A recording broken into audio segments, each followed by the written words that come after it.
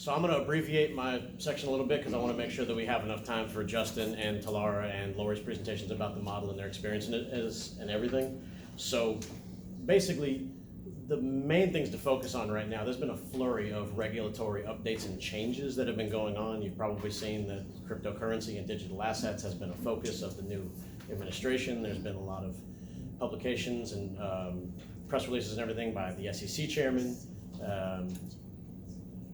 And so, for example, in March, there was an executive order issued to create what's called the President's Working Group on Digital Asset Markets. I always want to get those, a couple of those mixed up. And what they were tasked with is putting together a report on assessing all of the different regulatory roadblocks and speed bumps and everything going on, maybe some areas of weakness that the agencies need to look at.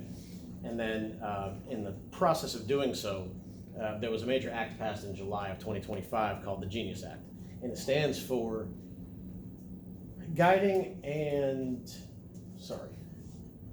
establishing a national innovation for U.S. stablecoins. It's a mouthful, you just call it the Genius Act. It's basic. And so what it focuses on, like we were talking about earlier, is regulating stablecoins. The first thing it does is it establishes who can and can't be a payment stablecoin issuer.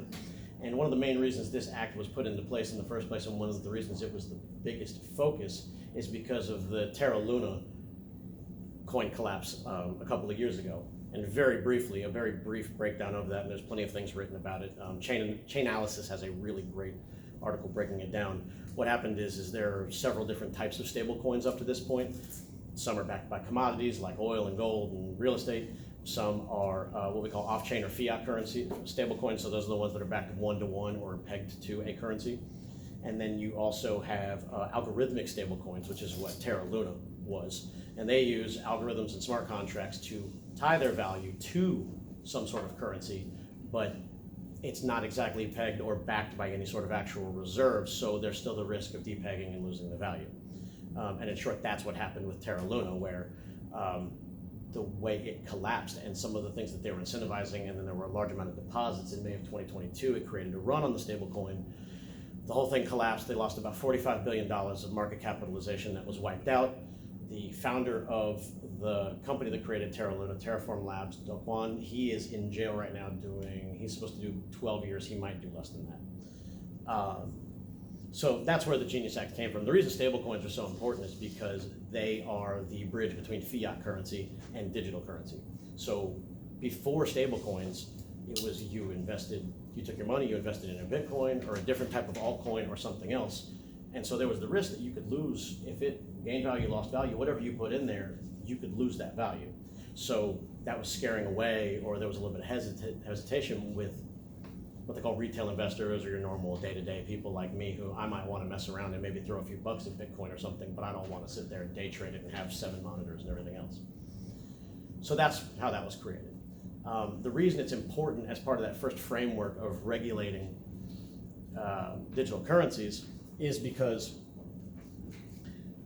you want to be able to have people that invest in that. That's where you would put your money into to then buy Bitcoin, buy Ethereum, buy anything else. But stablecoins also are going to act as a form of digital payment. In fact, just in the last couple of days, maybe you saw a news article about it, maybe you didn't, it's just starting to hit. Wyoming since 2023 had been working on creating its own stablecoin. Now with the Genius Act and all of these regulations that they put together on what a stablecoin issuer needs to do to be federally recognized, I said Wyoming. Hopefully I said Wyoming, okay. Yeah. I've been saying Wisconsin and Wyoming back and forth. It's called Frontier Stable Token, FRNT. They have a website on it. It's going to be available on 7 different blockchains. They just announced it in the last couple of days that that's what they're putting together. And they're partnering with something called Rain, to where if you have your money in that stablecoin, you are going to be able to use it anywhere that you can pay with Visa, pay with Apple Pay, Google Pay, anything like that.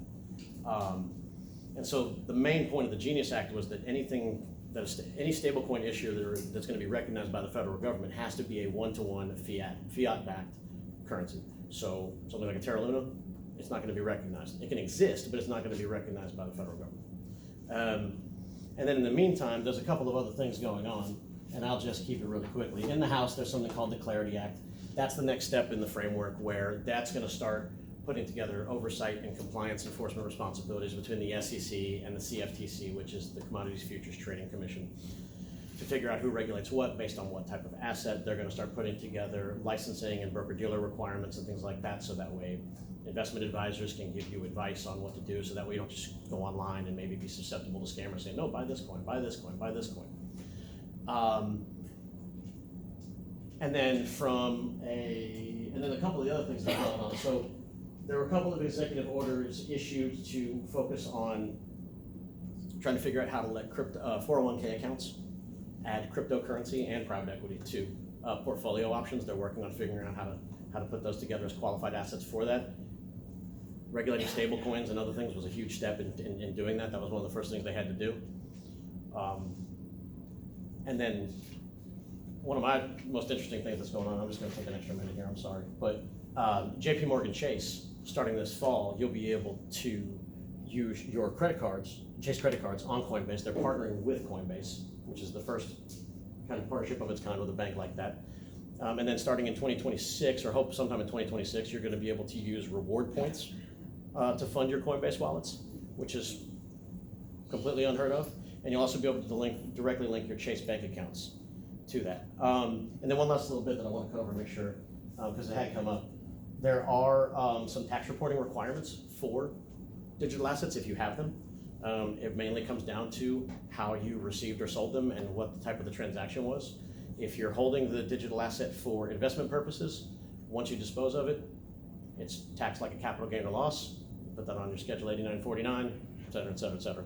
The IRS has a very good FAQ and guide on it.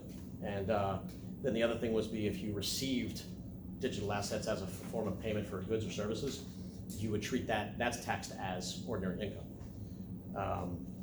And then the last thing is they're working on trying to figure out how to qualify crypto assets for being part of the asset calculation for qualifying for a mortgage. So there's things just kind of accelerating. There's a lot of these other stablecoin issuers are making their own blockchains that kind of integrate that. It's all moving very fast ever since that act got passed in July.